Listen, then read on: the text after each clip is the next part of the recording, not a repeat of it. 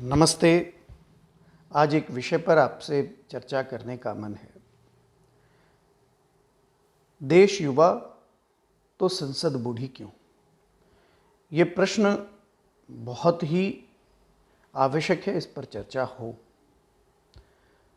जब मैं आंकड़ों की बात करता हूँ और आज़ादी के बाद जब देश की पहली लोकसभा चुनी गई तो उनके सांसदों की औसतन आयु 46.5 वर्ष थी। यानी हर एक छठा सांसद 35 वर्ष से कम आयु का था। और आज जब हम 21वीं सदी में हैं, हम आधुनिक युग में जी रहे हैं। 5G का ज़माना है। हम सभी ने 2G 3G की स्पीड से अपने आप को डेवलप करते हुए आज हम 5G गैजेट्स को यूज़ कर रहे हैं। ऐसी परिस्थिति में जब पूरा विश्व यह जानता है कि भारत सबसे युवा शक्ति का देश है, यानी सर्वाधिक औसतन आयु देश की जनसंख्या में युवाओं की है, ऐसी देश का नेतृत्व करने वाली हमारी लोकसभा में युवाओं की संख्या औसतन बहुत कम होती जा रही है। यानी आज यदि चुने हुए सांसदों की औसतन आयु पर विचार किया जाए तो 56% यह आयु 55 वर्ष से अधिक लोगों की है। यानी हर 20वां सांसद 35 वर्ष से कम आयु का है। हम कैसे इस देश का निर्माण तेजी से कर सकते हैं? मैं युवाओं के विषय में, यानी अपने से लेते हुए, हम किसी चुनौतियों से नहीं डरते। हमारे अंदर नेतृत्व करने की क्षमता भी है। सभी की आवश्यकताओं को, समाज के हर पहलुओं को जानने की उत्सुकता भी है।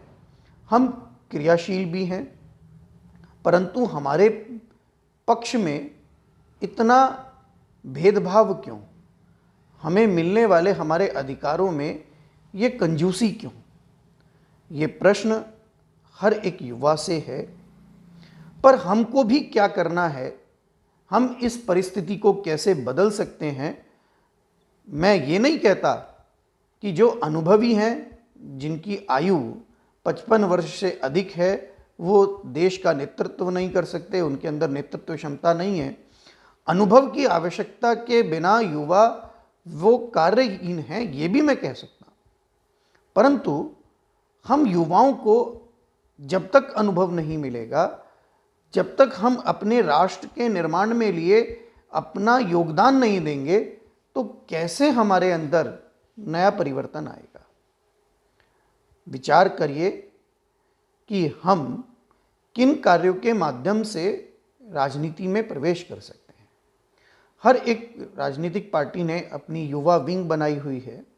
हम उससे जुड़कर काम कर सकते हैं, सामाजिक कार्यों में अपनी रुचि दिखा सकते हैं, आगे बढ़कर उसमें अपना योगदान दे सकते हैं। समय समय पर हमारे आसपास ऐसे कार्यक्रम होते रहते हैं। यहाँ तक कि जो स्वयंसेवी संगठन हैं, उनसे जुड़कर अपनी नेतृत्व क्षमता को बढ़ाएं, समाज की आवश्यकताओं को जानने और उन आवश्यकताओं को पूरा कर कर समाज में अपना विश्वास स्थापित करें। मैं आशा करता हूं कि हम सब जब इस तरफ अपना ध्यान आकर्षित करेंगे और इस दिशा में आगे बढ़ेंगे तो सफलता हम सबको मिलेगी और एक अभूतपूर्व परिवर्तन होगा जो राष्ट्र के निर्माण में सहायक होगा, संबल मिलेगा।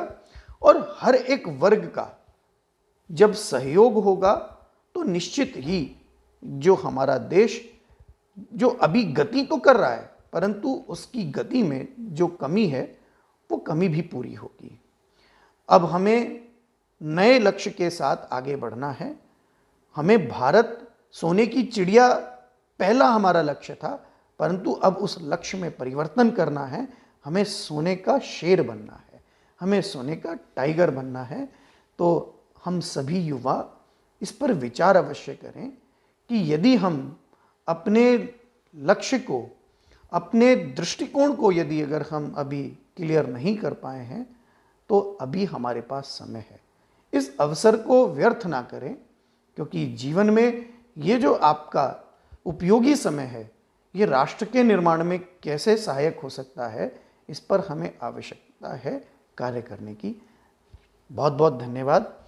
आप सभी ने मुझे सुना और हम एक पॉलिटिकल प्लेटफॉर्म के माध्यम से एक मंच तैयार कर रहे हैं जहां पर युवा अपने ऊर्जा को, अपने विचारों को रख सकते हैं, अपनी नेतृत्व क्षमता को बढ़ा सकते हैं।